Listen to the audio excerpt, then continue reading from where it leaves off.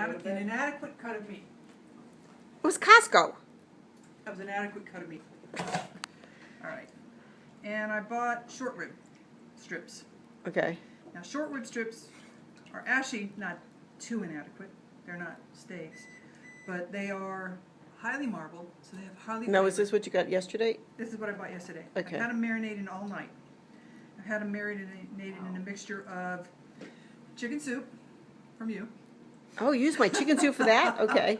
Oh, yeah, It's a good chicken soup. It was a good chicken soup. All right. In almost any dish you ever make, not all, but almost any meat dish, chicken stock adds to it. Adds What a about the depth of matzo flavor. balls?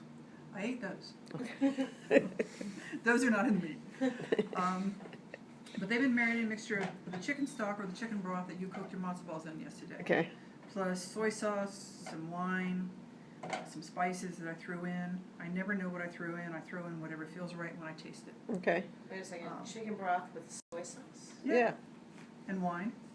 Okay. And honey. That's what I threw in. Oh, yeah, that Majority. honey. Yeah, that always adds. Which will take us to a honey discussion, which is fascinating. Not yet. Not yet. Let's get the steak going. Maybe we could have that discussion outside by the Bees. By my beehives? by your beehives. Yeah. Yeah. And we'll have to see how much battery power I still Actually, have. for a short honey discussion, because it matters. I'm going to relocate real quick. All right, check this out. I collect honey. I Right. collect varieties of honey. This one where the lid didn't go back on right. So that's. Some bitch. I'm from the South. No. That's a well-known phrase. Oh, I know.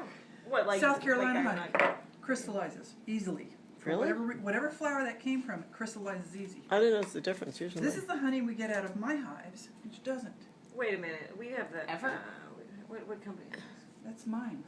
Oh, that's why we had some at home. That's why I was going to say that looks familiar. Yeah.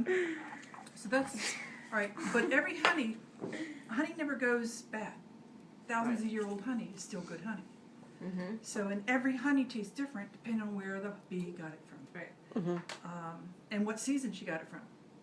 It's always different. Like when I say I cook of the moment, I mean that because all flavors are different all the time. And what worked last week might need modifications this week. Okay, Gail, let me ask you something. So we've got the inferior cut of meat. We've got your really good cuts of meat. Are you putting But we're all... not making any judgment call. on And the maybe there's company like from 20 which you pounds of meat here. purchased. But is it going in the oven or is it going on the grill? Yes. Today we're not cooking on the grill today. That's a different That word kind of cooking. inferior is trademark. What we're doing today is we're showing how to increase flavor in meat. What is that? Cream cheese? No! But, Okay, I want the freezer open at this point. butter. Will you do me the honor? I use butter. Okay, hold I on a use real second. butter. Okay, hold on a second. We've got to show this. White. Butter. Oh my Stuff God. inside too. Oh, you gotta get it from the There's top. more inside? Oh my God. Can you like put? Yeah. Okay, close it. You don't That's know. a week. There's more inside. Well, That's a there's... week's supply right there. No, it's more than a week. Here's the key here, y'all, and it's very important. I use a lot of butter. I'm not fat. No. I work out. Okay. I work out 5 days a week, so I can eat. but the real thing is, I buy European butter, which is a high butterfat content, because it has such a better mouthfeel. The flavors it adds are incredible. American butter is thin. Now there are a few small houses that make a high butterfat content butter, but they're so expensive. But after that butter tasting yesterday, we saw the difference. We can do a butter tasting. No, we're not doing another butter tasting. I love my butter tasting, but the thing about this is, I told you yesterday, this stick of butter at Whole Foods is $4.89 a damn bar. At Fresh Market, it's $2.89. At Food Lion, it was $2.09.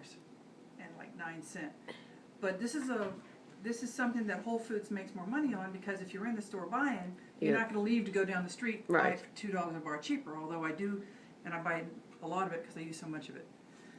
Yeah, we saw. It's not an indictment of Whole Foods; it's just reality. Gail. They sell their own brand. They're more pyramided. Gail, what you have in butter is what people pay to fill up cars. It's true. That is not an exaggeration. That's true. put it all in perspective here. So I got my mushrooms and my onions sitting here. They actually gain flavors. They just kind of sit around and wait. I've got my pan getting hot over here. Brown butter. Brown butter's good butter. Brown? Brown butter. What do you mean by that? Brown butter sauce. You brown in the pan. Brown butter's good. Yeah, just in case you didn't get no butter in the eggs. Southern grandmother. Brown butter's good.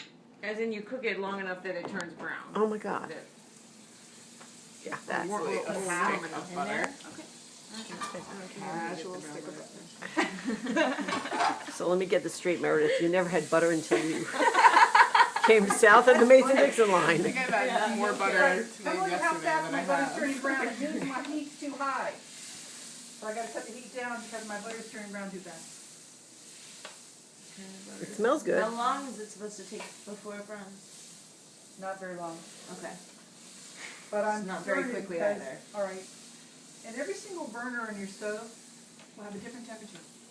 It'll have a different heat gradient, so every single pan will cook a little differently on which burner you're working on. I'm working on my steak pan burner. I took it down a little too much. There we go. It's a flood All of right, butter. here's the other thing. When you're searing off your steaks to get it ready to finish them in the oven, you do not want to put your steaks close together. If you do that, they steam, they don't brown. So in that big old pan over there, I'm only putting 3 steaks. I'm putting a New York strip, a ribeye, actually I'm gonna use a ribeye with more fat layers in it, Mhm. and a Filet. filet mignon.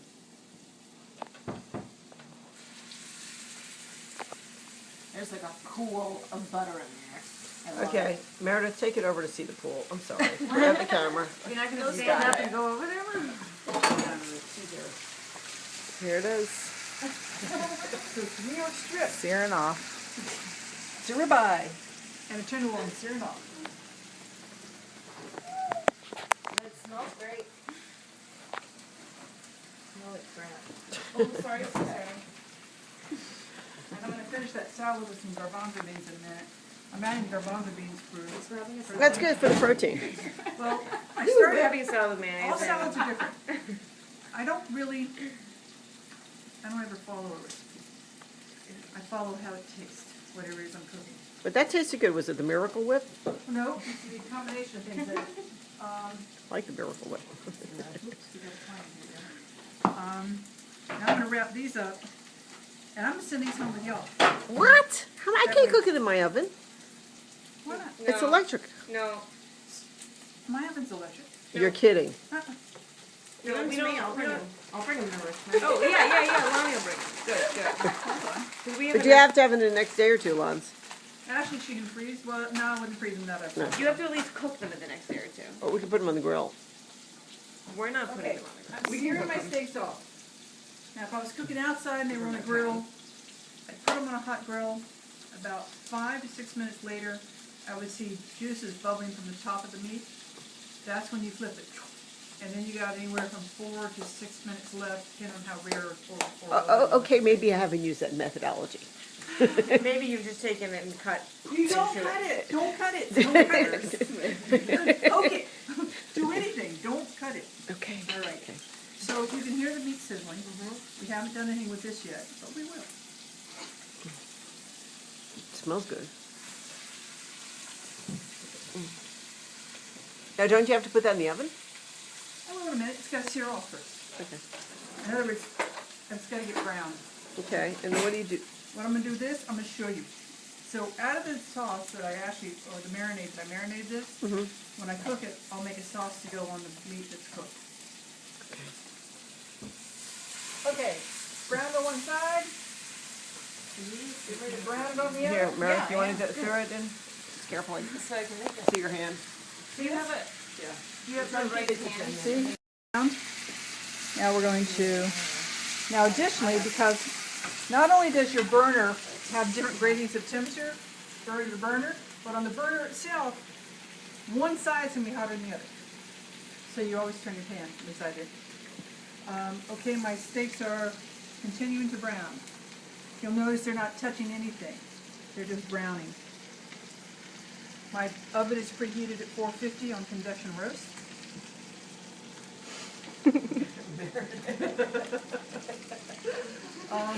Getting into it now.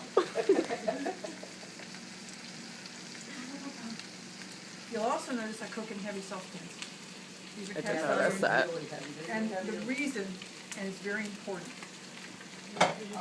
even if you can only buy one, really good one, and you can find them on the internet at good prices, especially the old colors, but it's still the heavy cast iron enameled fry pans, or even just cast iron, because they hold heat and they create a different cooking atmosphere for the meat, or for anything else you cook. It's much better. Cast iron?